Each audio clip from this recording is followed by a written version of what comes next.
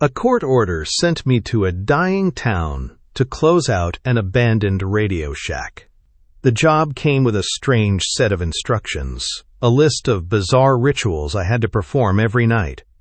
I thought it was just the ramblings of a dead man, but now I know the truth. The rules aren't for closing the store, they're for feeding what lives inside it. And I'm the next item on the menu. The court order didn't specify I had to like Siloam Springs, Arkansas.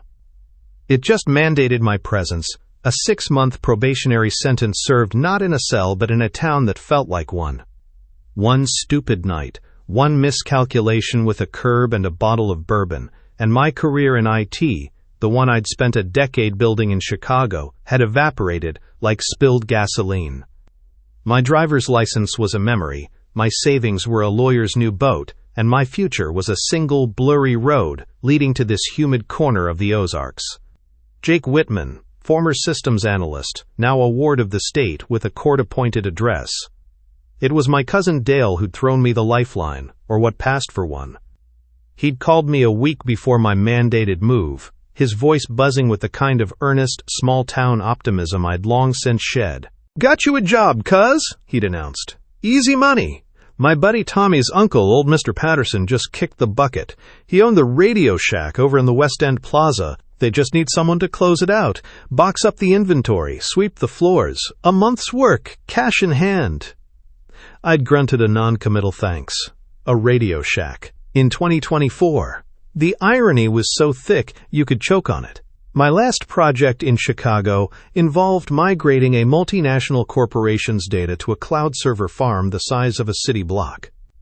Now I was going to be packing up dusty resistors and obsolete cell phone chargers. It was a step down, sure, but it was a step somewhere. And as Dale kept reminding me, it was easy money. The West End Plaza looked like it had died around the same time as Mr. Patterson.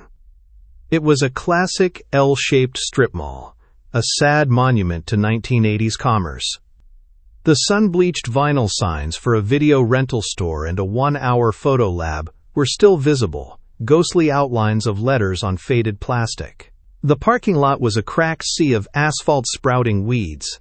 At the far end, tucked into the corner, was the iconic red and black logo, faded but unmistakable, RadioShack. A kid who looked barely out of his teens was leaning against the glass door, anxiously scrolling on his phone. This had to be Tommy. He had the harried look of someone tasked with handling a dead relative's affairs and wanting it over with as quickly as possible.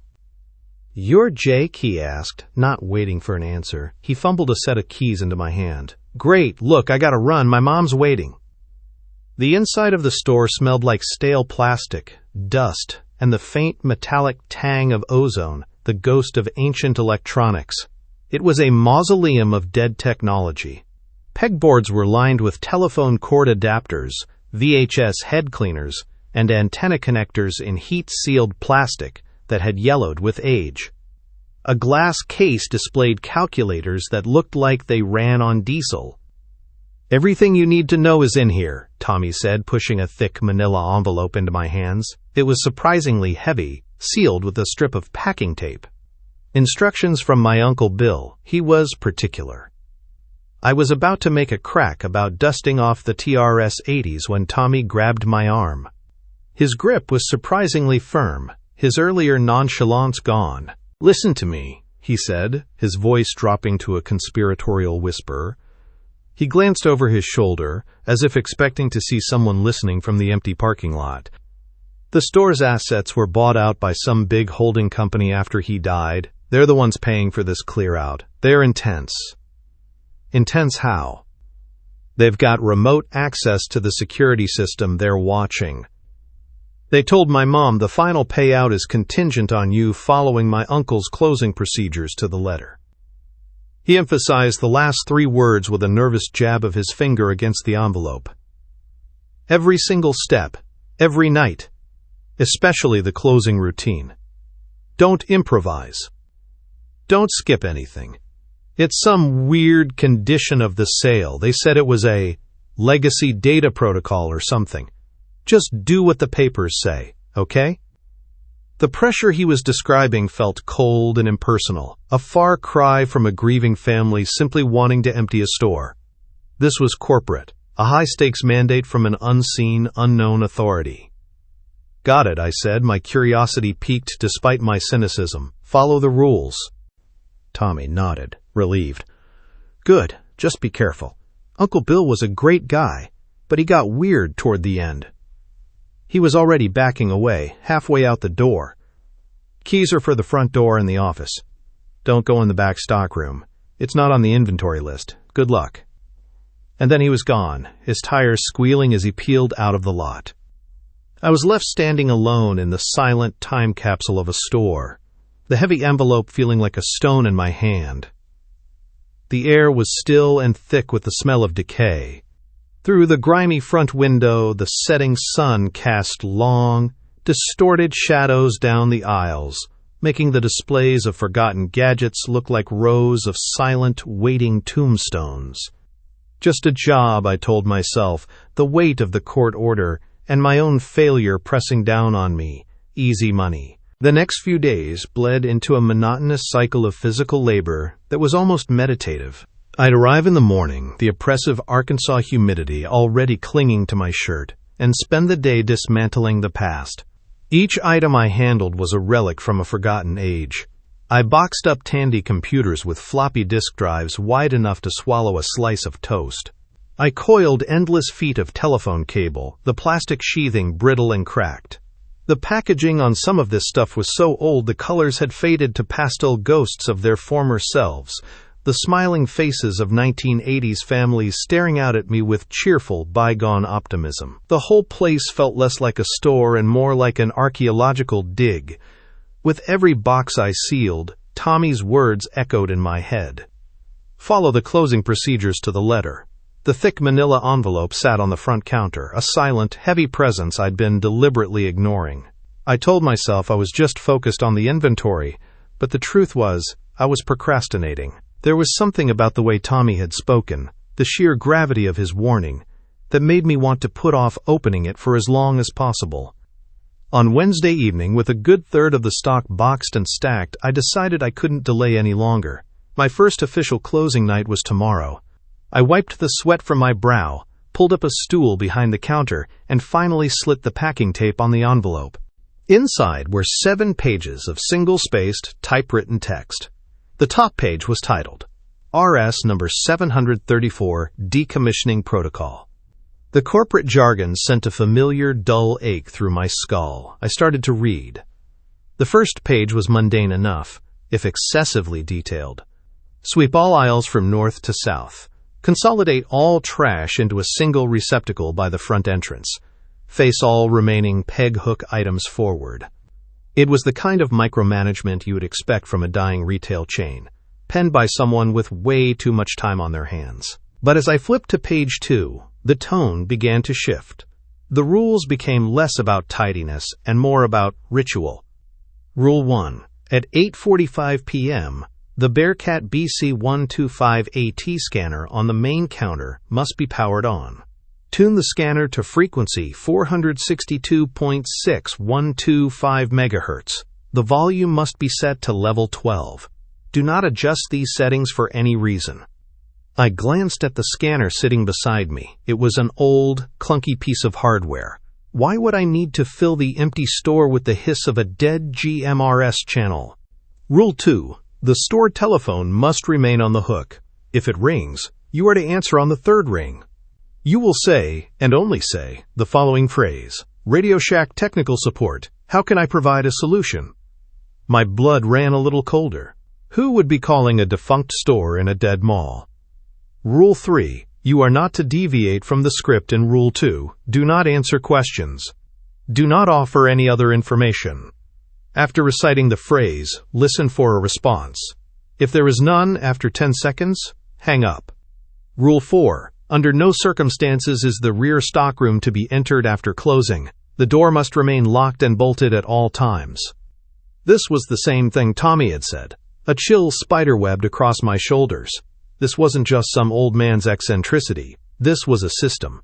A bizarre, unnerving system that some unseen corporate entity was paying me to perpetuate. I kept reading, my heart thumping a slow, heavy rhythm against my ribs. The rules continued in this vein, a strange mix of the practical and the profoundly weird. But it was the last rule, on the final page, that made me feel like the floor had dropped out from under me. It was typed with a different, fainter ribbon, as if added later. Rule 8. Do not consume any food or drink brought from outside the store after 9 p.m. A single unlabeled refreshment is provided daily in the small refrigerator inside the locked office. Consumption is mandatory and must be completed by 11 p.m. A wave of nausea washed over me. This crossed a line. This wasn't about protocol or procedure anymore. This was a physical mandate. A command to ingest an unknown substance provided by an unseen party. My mind raced, trying to find a logical explanation. Was it some kind of drug test? A bizarre psychological experiment? The impersonal, high-stakes pressure Tommy mentioned now felt deeply, terrifyingly personal. It was a threat aimed not at my job, but at my own body. As I stared at the page, my hands trembling slightly, a small, folded piece of notepaper slipped from between the last 2 pages and fluttered onto the counter. It was yellowed with age, the writing a faded blue scrawl. It looked like it had been written in a hurry. They know when you're lying. Learned this the hard way. BP. Bill Patterson. A warning from the grave. He wasn't just the architect of these rules. He was their first prisoner. And whatever they were, they didn't just watch. They listened. And they punished. The easy money suddenly felt like the most expensive price I'd ever have to pay. Thursday night arrived with a sense of quiet, creeping inevitability. I'd spent the day in a fog of anxiety, the typewritten rules seared into my brain. Every time I boxed up another ancient modem, I thought about Rule 8. Consumption is mandatory. I found the refreshment in the office fridge exactly as described. A small, generic plastic bottle filled with a clear, odorless liquid, completely devoid of any label. I told myself it was probably just electrolyte water, some weird corporate health initiative. I told myself a lot of things. By 8:40 p.m., the last of the daily tasks were done. The floors were swept, the trash consolidated.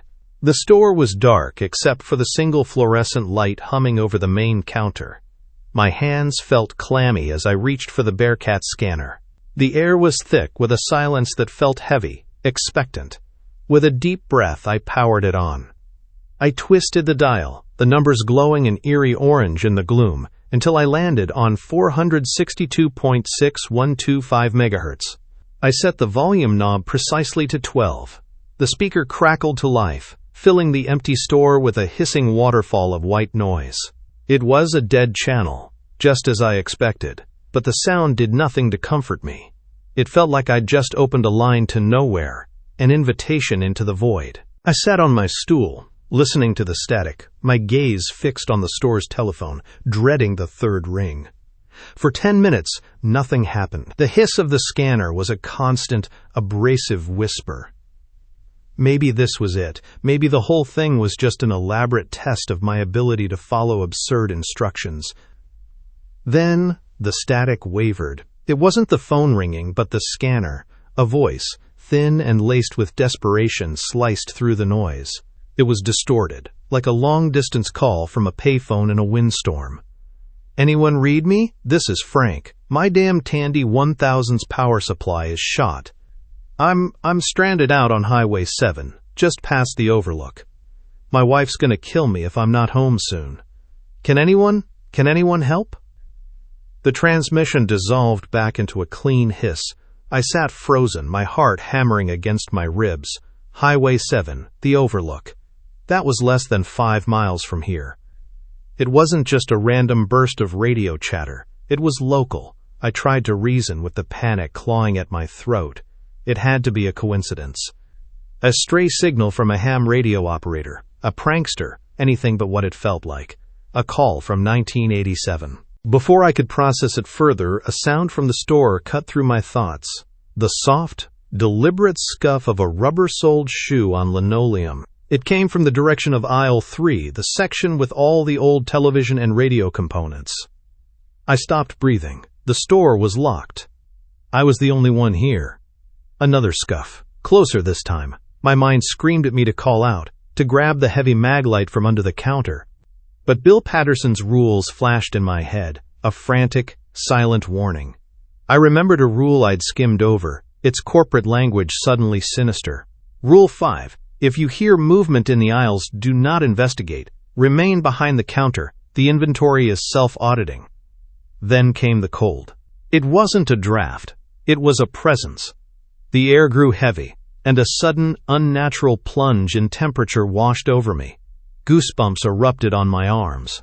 A strange scent drifted from aisle 3. The crisp charge of ozone, like the air after a lightning strike, and something else, something organic and musty, like a damp wool coat that had been stored in a dark basement for decades. I heard the distinct, sharp crinkle of brittle plastic packaging being handled. Someone, something, was browsing. I was pinned to the stool by a primal fear, my eyes locked on the shadowy aisle, every muscle tensed and screaming. The sounds, the cold, and the smell lingered for what felt like an eternity, then vanished as abruptly as they had arrived. The transmissions on the scanner ceased at exactly 10:15 p.m. The rest of the night was silent. At 10:59, my hand shaking, I uncapped the small bottle and drank the clear, tasteless liquid. It felt like water. I locked up and practically ran to my car, fumbling with the keys in the dark. I drove back to my court-appointed apartment, telling myself it was a stress-induced hallucination, a waking nightmare brought on by this godforsaken job. The next morning, I woke up feeling hungover, though I hadn't had a drop of alcohol. I got dressed, the events of the previous night feeling distant and dreamlike in the bright morning sun. It wasn't real, it couldn't have been. I patted my jeans pocket for my keys. Nothing. I checked my other pocket. My jacket. The small table by the door. Panic began to set in. I drove back to the plaza in Dale's pickup he'd loaned me, my mind racing. I must have left them on the counter. I unlocked the store, the familiar smell of dust and old electronics hitting me. I searched the counter, the office, under the stool. Nothing. My eyes were drawn, as if by a magnet, to aisle 3. I walked slowly down the linoleum aisle, my heart beginning to pound again. I scanned the pegboards, my gaze catching on the yellowed packaging of obsolete parts, and then I saw them. Hanging from a hook, perfectly centered, was a sealed, yellowed package of Archer brand antenna connectors. The cardboard was faded, the plastic bubble thick and unbreached, and inside, nestled between the cardboard backing and the clear plastic, were my car keys. It wasn't a dream. It wasn't my imagination. The shopper from last night was real. It knew who I was. And it had left me a message, a small, impossible token that proved it could not only walk the aisles, but it could also reach into my life and rearrange it however it saw fit. The impossible reality of my car keys, nestled inside that vintage plastic bubble, shattered my last vestiges of denial. This wasn't a prank or a hallucination. It was a calculated act. The store and whatever was inside it was actively hostile. It was toying with me. The easy money had become a cage, and I needed to understand the shape of my prison.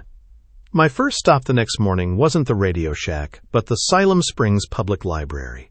It was a small, quiet building that smelled of paper and floor wax, a sanctuary of normalcy that felt a universe away from the creeping dread of the West End Plaza. I sat at a clunky microfilm reader, the machine humming and clicking as I spooled through the archives of the Siloam Springs Herald from the fall of 1987. It took me less than an hour to find it. An article from October 23, 1987. The headline was small. Buried on page 4. Local trio missing. Police puzzled.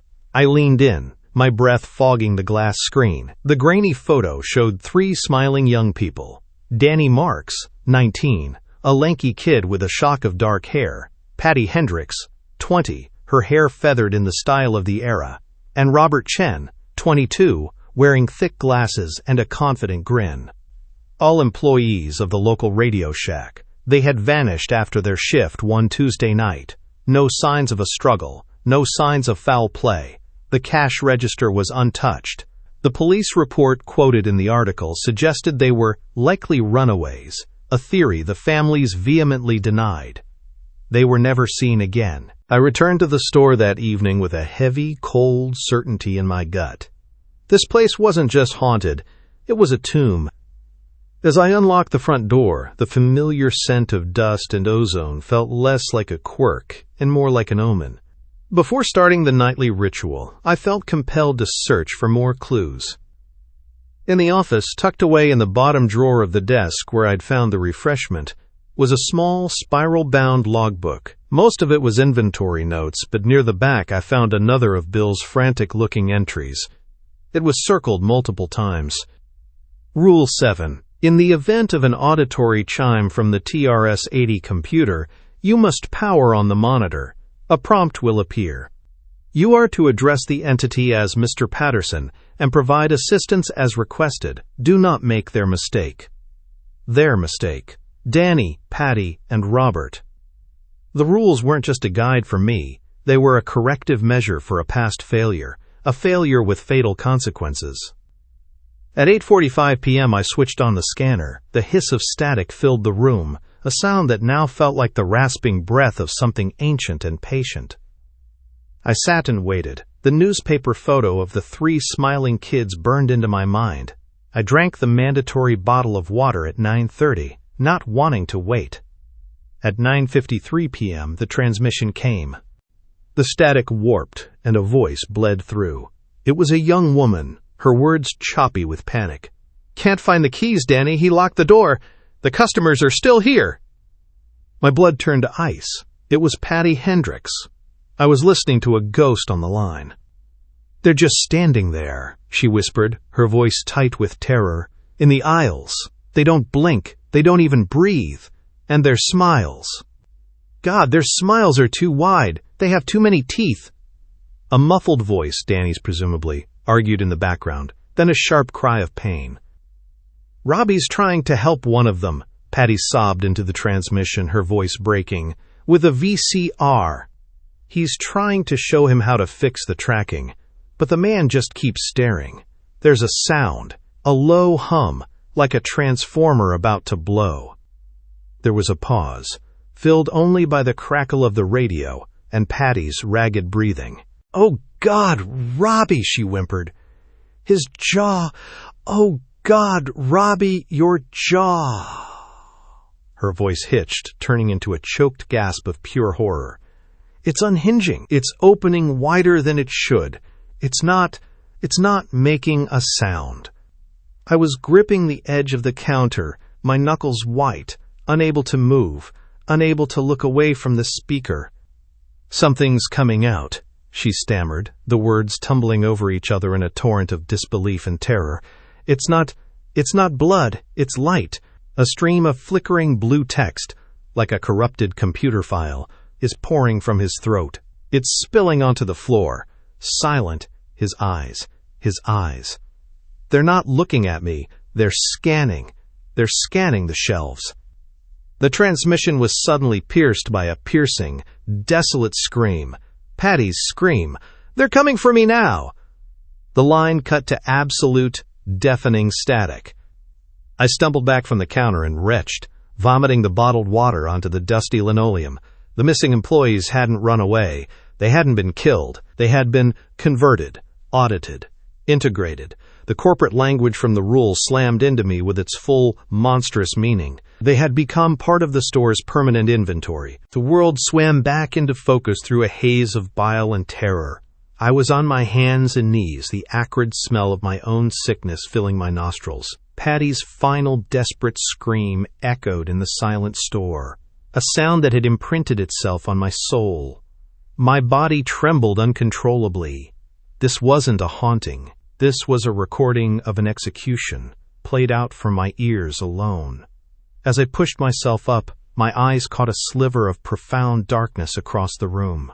The stockroom door, the one Tommy and the rules had explicitly forbidden me from touching, was now slightly ajar. A deep, instinctual dread warned me away from it, a primal fear of what I might see in that sliver of black. I stumbled back towards the relative safety of the main counter, my mind a vortex of panic. I needed to hear a human voice, a connection to the world I still understood. I grabbed my cell phone, my fingers fumbling on the screen, and dialed my cousin. "Jake?" Dale's voice was thick with sleep. "It's almost midnight. You sound awful. You been drinking?" "Dale," I gasped, my voice hoarse. "The old owner, Mr. Patterson, you said he got weird at the end. How weird?" There was a long pause on the other end of the line, filled only by the distant hum of static on my phone. "I don't know, man. Real weird," Dale finally said, his tone shifting from drowsy to concerned. "Tommy said after those kids disappeared back in the 80s, his uncle got obsessed, never stopped talking about it. He boarded up the stockroom himself, started writing these crazy checklists for everything, said the store had rules. He started spending all his nights there, just watching. Why, Jake? What's going on?" The confirmation landed like a physical blow. Bill Patterson wasn't just some eccentric. He was a man consumed by the same terror now gripping me. "I've got to go," I said, my voice barely a whisper, and hung up before he could ask another question. The phone felt like a dead weight in my hand.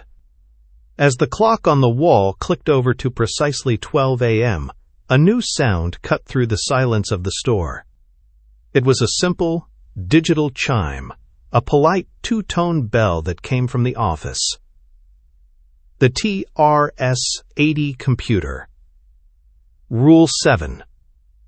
In the event of an auditory chime from the TRS-80 computer, you must power on the monitor. A prompt will appear. You are to address the entity as Mr. Patterson and provide assistance as requested. Do not make their mistake. Every instinct screamed at me to run, to smash the glass door and flee into the night. But the memory of Patty's scream, of the consequence of failure, was a chain around my ankles. Moving as if in a trance, I walked into the dark office. The screen of the old computer was glowing with a sickly green light, a single command prompt blinking patiently. I sat down in the dusty chair. A cursor appeared on the screen, and text began to scroll across, a slow, deliberate crawl. "Hello, Mr. Wittmann. Please stand by." A moment later, a voice emanated from the computer's small, tinny speaker. It was calm, professional, and eerily familiar. It was Bill Patterson's voice, but not the frail old man Dale had described. This was the voice of a man in his prime, confident, clear, and utterly devoid of any human warmth or tremor. "Congratulations on successfully completing the preliminary protocols," the voice said. "Your compliance has been noted and is satisfactory." I couldn't speak. I could only stare at the glowing green text, my breath catching in my throat. "You'll have questions, I'm sure," the voice of young Bill continued, as if reading my mind through the years. "About what happened to your predecessors. It's simple, really. They were presented with a set of operational parameters. They failed the test." "What? What test?" I managed to whisper, the words barely audible. "The same one you are undertaking, a test of compliance and aptitude. Daniel Marks, Patricia Hendricks, and Robert Chen were non-compliant. Their employment was terminated, and they were integrated into the store's permanent inventory. The corporate euphemism was so grotesque, so chillingly detached, that it made my stomach churn again. This was a language of accounting, not of human lives. "What is this place?" I asked, my voice gaining a desperate edge. "It is not a place of ghosts, Mr. Wittmann, if that is your concern. The supernatural is a primitive and inaccurate framework. This store is a host, a vessel for an entity. You might think of it as an informational parasite. It's very, very old, and it is very, very hungry."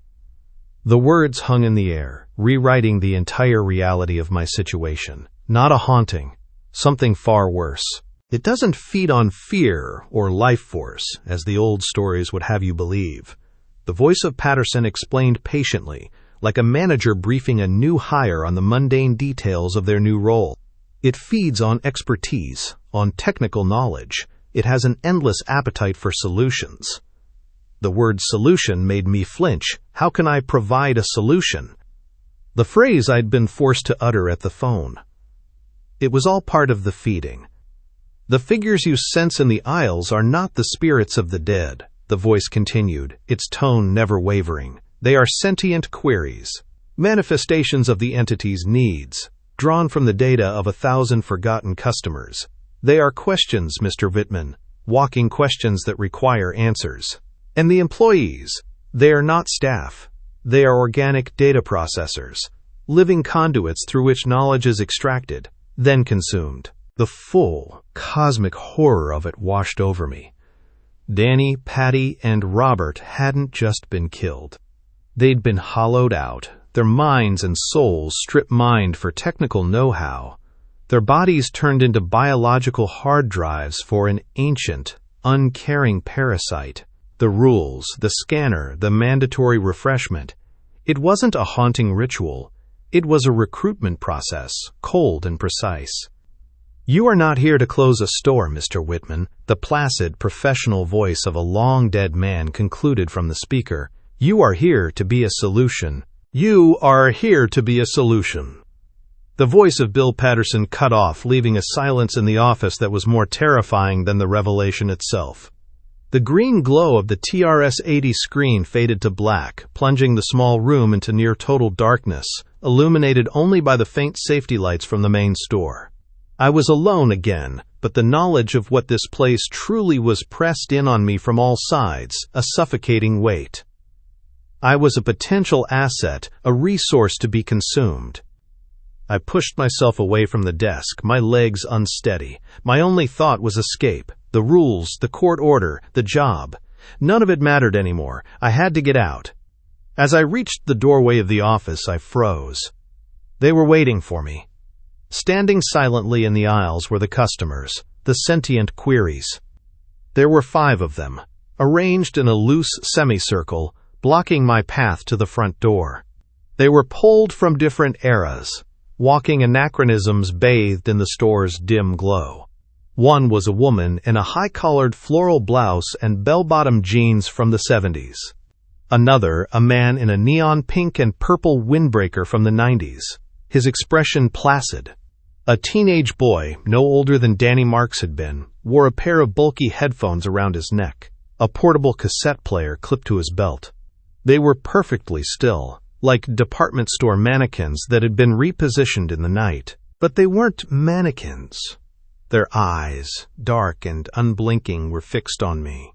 They weren't breathing. I watched the man in the windbreaker for a full 30 seconds, and his chest didn't rise or fall once. And their smiles. Patty's panicked description hadn't done them justice. They were wide, placid, and utterly wrong, stretching their lips just a little too far, revealing a few too many perfect, gleaming white teeth. As I stood paralyzed in the doorway, the woman in the bell-bottoms gracefully lifted a hand and pointed toward a large console radio on a nearby display shelf, the kind with a big, round tuning dial. Without being touched, the knob on the radio began to turn on its own, sweeping past stations with a rush of static and garbled broadcasts. It stopped abruptly, and from its speaker I heard the terrified, distorted voice of Patty Hendricks. Their smiles are too wide. They have too many teeth. It was the recording from the scanner. But it didn't end with her scream. It continued. I heard the muffled sound of a struggle, a cry from Robert Chen, and then Patty's horrified gasps as she described what was happening to him. Then the audio shifted. Robert's panicked noises ceased, replaced by a low, buzzing hum, like a swarm of electronic insects. The hum faded, and Robert's voice returned, but it was changed. It was hollowed out, stripped of all emotion, and replaced with a placid, helpful professionalism. Now, his new voice said, clear and articulate, the issue with the VCR's tracking head is often a simple misalignment of the guideposts. If you have a small Phillips screwdriver, I can provide a solution. The demonstration wasn't over. I heard Danny Marks yell, "Get away from her!" followed by another wave of that awful data stream hum.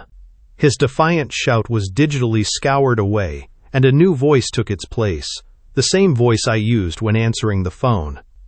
"Welcome to RadioShack," Danny's voice said, now a perfect echo of corporate servitude. "How can I provide a solution?"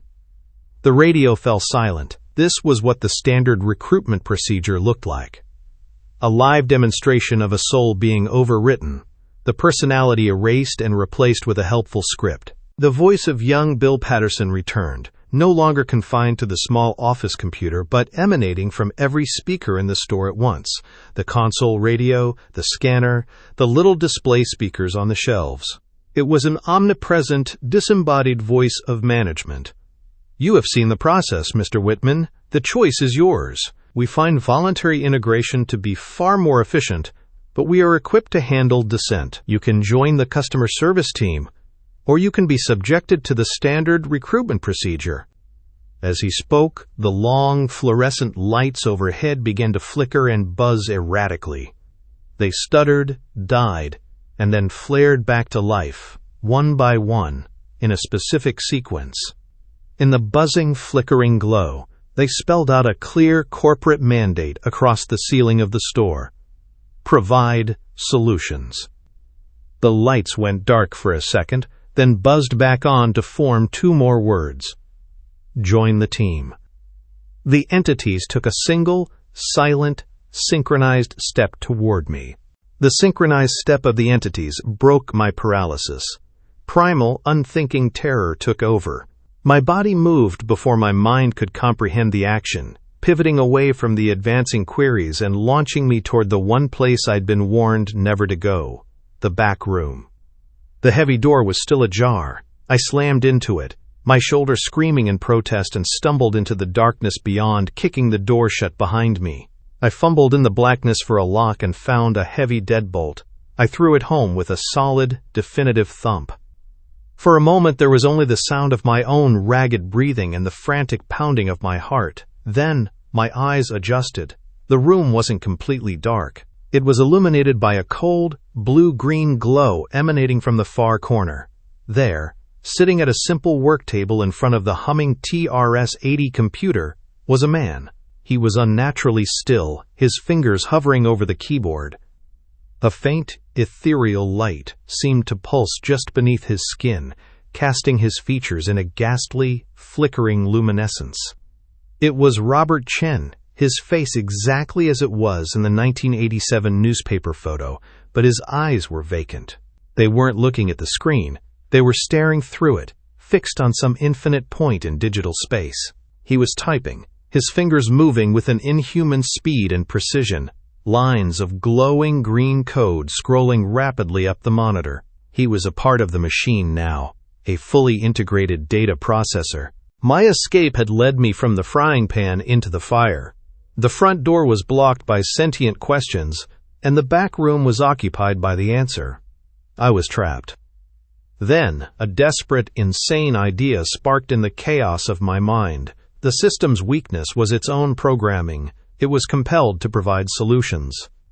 Robert wasn't a monster. He was a walking, breathing help desk. I just had to give him a problem he couldn't ignore. "I need help," I croaked, my voice shaking.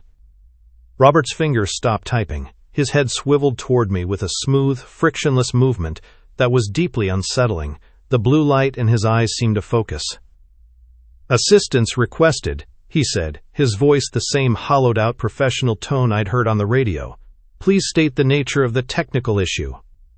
I took a deep breath, trying to channel the IT jargon I thought I'd left behind in Chicago.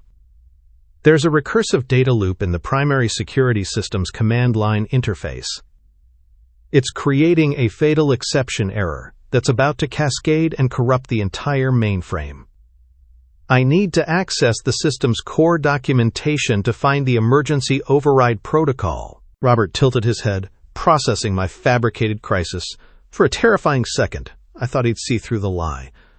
But he was a processor, not a person. My request fit his parameters. "A system integrity failure is a priority 1 event," he stated calmly. His fingers flew across the keyboard again, the green text on the screen shifting from lines of code to a directory of files. He navigated the menus with impossible speed. "Accessing core system files. Stand by." A file name appeared on the screen, emergency_override.doc. Robert opened it. 30 pages of dense, corporate text filled the monitor. It was the original manual for the entity, for the entire parasitic system. As Robert began to scroll, my blood ran cold. The section titles were a bureaucratic nightmare. Section 1, Asset Acquisition and Integration. It detailed the process of evaluating and converting new organic data processors. Section 2, Knowledge Silo Extraction. A horrifyingly sterile description of how the entity fed on the expertise of its captive employees. Section 3, Sentient Query Management. I scanned frantically, my eyes darting over paragraphs of inhuman legalese, and then I saw it, at the very end of the document, a final, chillingly mundane section. Section 4, Asset Decommissioning Protocol. There, I pointed, my finger trembling. That's the protocol. I need to see it. Robert scrolled to the final page. The protocol was not for worn-out employees, as I might have feared. It was for the system itself. There was only one sentence. In the event of catastrophic system failure or hostile takeover, the final override is initiated by the complete and physical destruction of all procedural documentation, both digital and hard copy. It was a self-destruct clause, a way for the corporate entity that set this all up to scorch the earth, to erase the evidence. The solution, I said, my voice filled with a sudden wild hope. The solution is to follow the protocol. Robert's blue eyes flickered. He was processing the logic. The protocol was the ultimate solution to the problem I had presented. His programming demanded compliance. He turned from the screen and looked at me, a flicker of something. Confusion? Memory? Crossing his face. I didn't wait. I grabbed the typed pages of Bill's rules from my back pocket and the logbook from the desk. I needed fire. My eyes landed on an old soldering iron plugged into a power strip on the workbench. I flicked it on. As the tip began to glow a cherry red, Robert stood up and handed me the spiral-bound logbook, his movements no longer robotic, but hesitant. Human. I pressed the glowing tip of the iron to the brittle, yellowed paper. It browned, smoked, and then caught, the flame consuming the rules that had governed this place for decades. As the last page of the manual turned to ash, a deafening shriek erupted from the TRS-80, the sound of 1 billion corrupted files being deleted at once. The lights in the store didn't just flicker, they exploded in a shower of sparks and glass. The entities in the aisles convulsed, their forms degrading, dissolving into pixels of static and light, before vanishing completely. The blue glow faded from Robert Chen's eyes. He blinked, looking down at his hands as if seeing them for the first time in 37 years. The store fell into a profound, echoing silence. The system was broken. In the sudden, profound silence that followed the system's collapse, the smell of burnt paper and ozone hung heavy in the air. Robert Chen stood blinking, his face a canvas of utter confusion. He looked at me, then at the destroyed computer, and then down at his own hands with a stranger's curiosity. Before I could say a word, we heard a soft groan from the main store. We emerged from the back room into a scene of quiet devastation. The aisles were littered with the glass from shattered fluorescent tubes. Lying on the floor in aisle 4, amidst a tangle of fallen telephone cords, were 2 figures. As they stirred and sat up, my breath caught in my throat. It was them. Danny Marks and Patty Hendricks, looking exactly as they had in the grainy newspaper photograph, their 1980s clothes now looking like pristine vintage costumes. "Man, my head," Danny mumbled, rubbing his temples. "Did I fall? What happened? Did we get the door locked?" Patty looked around at the darkened, wrecked store, her expression one of pure bewilderment. "Robbie? Jake? Who's he?" she asked, looking at me. "Did we hire someone new?" They had no memory. To them, no time had passed at all. The last 37 years of their existence had been a blank spot, an overwritten tape that had just been erased. Robert, Danny, Patty, and I stood in the wreckage as I was forced to explain the impossible. I told them the year. I watched the disbelief, denial, and then the slow, dawning horror wash over their faces as they realized that their parents were likely gone, their friends were old, and the entire world they knew had vanished while they were trapped in a waking nightmare they couldn't even recall. The weeks that followed were a painful, disorienting blur. We became a strange, lost family bound by a shared trauma only two of us could fully comprehend. The modern world was an alien planet to them. Danny was mesmerized and terrified by the internet. Patty held my smartphone in her hand like it was a mysterious artifact, utterly baffled by a screen with no buttons. They were ghosts in their own lives, struggling to reconcile the teenagers they were with the middle-aged reflections that stared back at them from mirrors. Robert was the exception. His experience as a data processor had left a permanent imprint. While he had no conscious memory of the intervening decades, he retained the knowledge. He could diagnose a fault in a vintage synthesizer by its hum, or recall the schematics for a computer that hadn't been manufactured in 40 years. He found a strange, quiet peace in this. The past was the only thing that made sense to him, and he eventually found work at a niche electronics shop, becoming a local legend for his ability to repair the obsolete technology of a world that no longer existed. I returned to my life, the court order fulfilled, my probation officially over. But I was not the same. The part of the system that had wormed its way into my head during the test remained, a lingering contamination. Sometimes, when my phone rang, my first instinct was to answer with the cold, scripted phrase, "RadioShack technical support. How can I provide a solution?" I had to physically bite my tongue to stop the words from coming out. Unbidden, useless facts about obscure electronics would surface in my mind. The optimal frequency for a shortwave radio from 1982. The pinout diagram for a dot matrix printer cable. I hadn't just destroyed the system, I had absorbed a fragment of it. The horror was now a part of me, a quiet glitch in my own code. A few months later, Dale called. "You're not going to believe this," he said. "They finally leased out the old RadioShack. It's a yoga studio now. Place of peace and tranquility, they're calling it." I felt a cold knot tighten in my stomach. "Funny thing, though," he continued. "The lady who runs it told me they've had some weird complaints.